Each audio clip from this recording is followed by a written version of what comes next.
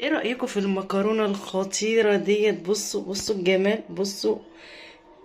طريقة جميلة جدا وسهلة وما فيهاش اي مكونات مختلفة خالص.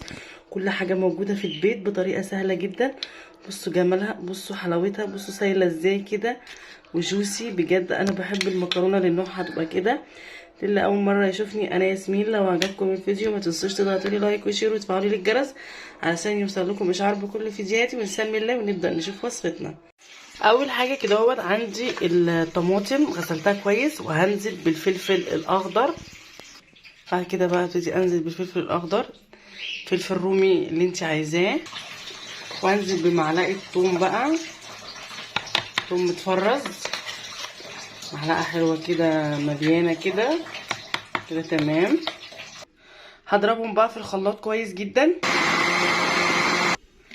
هنزل بشويه زيت تمام كده. وبعد كده هنزل بالطماطم اللي انا ضربتها في الخلاط والثوم والفلفل، اسيبهم بقى يتسبكوا. عندي بقى مكعب ماجي هنزل بيه على الصلصه. وهنزل ببقيه التوابل، عندي فلفل اسود، كزبره، ملح، ثوم باودر، بصل باودر، هنزل بيهم. بعد كده هنزل بالمكرونه على الصلصه اللي بتغلي على النار.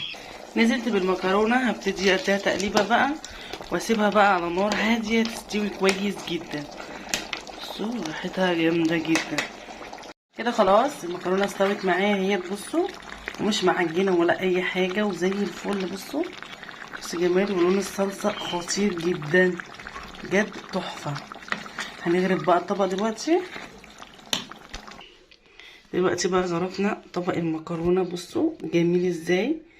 بصوا بجد تحفه جدا، والطريقه سهله قوي. بدل ما تسلقيها بتعمليها زي المبكبكه بدون اي حاجه. بصوا بصوا جميله وسايله وزي الفل ازاي. كده بقى يكون الفيديو بتاعي خلص. ولو عجبكم الفيديو ما تنسوش تضغطوا لي لايك وشير وتفعلوا لي الجرس علشان يوصل لكم اشعار بكل فيديوهاتي. والسلام عليكم ورحمه الله وبركاته.